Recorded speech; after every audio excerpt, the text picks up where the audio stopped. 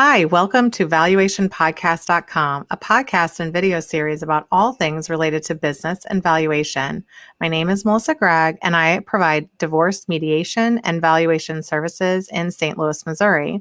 Today, we are going to discuss passive appreciation in separate property in divorce and the external market forces with Dr. Ashok Abbott.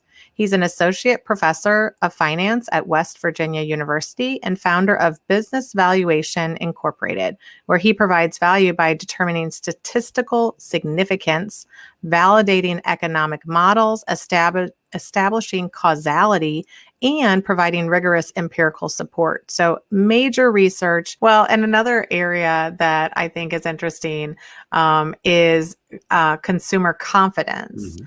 So how does that affect, first of all, people might need like a description of what that actually means. And then how does that affect consumption Right. and such? See, that is a very interesting sub-area.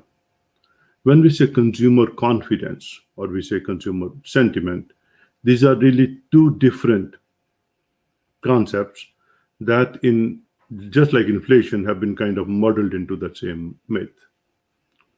Consumer confidence is how confident the consumer is in their ability to pay for a good or service. Sentiment is how much do they want it at that point in time. Sure. However, what has happened in marketing is the two have been kind of commingled.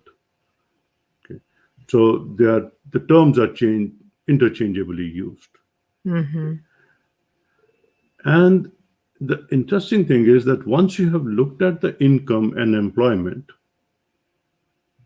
that is the continuing ability to pay for something. Mm-hmm. Right? At that point, because the consumer confidence comes from the ability to pay for something to buy in future. So if you have accounted for the impact of employment and income, consumer confidence does not add anything to that analysis. Okay. So it becomes insignificant when you add it after using those two. Because it's just the ability to It's just pay. the You have ability to income pay. to pay Right. or debt.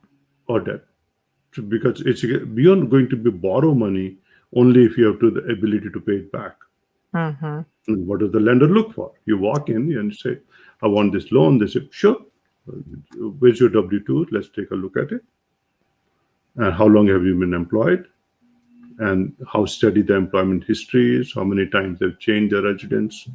Mm-hmm. All of that factors into the decision to lend that money or not lend that money. Right.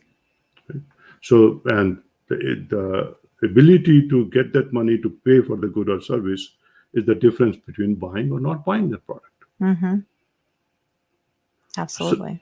So that's what we see here is that interplay, and that interplay is captured in the underlying variables. So if you're not looking at them, for example, IBS, they provide all these business reports. Mm-hmm. They talk a lot about disposable income and consumer confidence. Mm-hmm. But the confidence is a byproduct of income.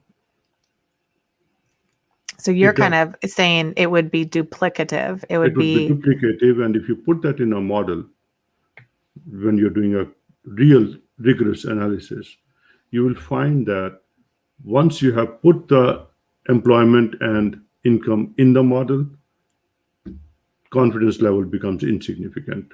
It doesn't impact anything more. Gotcha. So it's a combination that you have to work at. Yeah. And I think it's important to understand the nuance because obviously I didn't even say the other word because I was like, oh, they're the same. It's no big deal. But it's another little misnomer, right? See, that's what happens most of the time. The concepts that are very valid in generality cease being valid when you go to particulars. The devil is always in the details. Right, exactly. So when you have someone that just basically comes in and says inflation, oh, this is all inflation.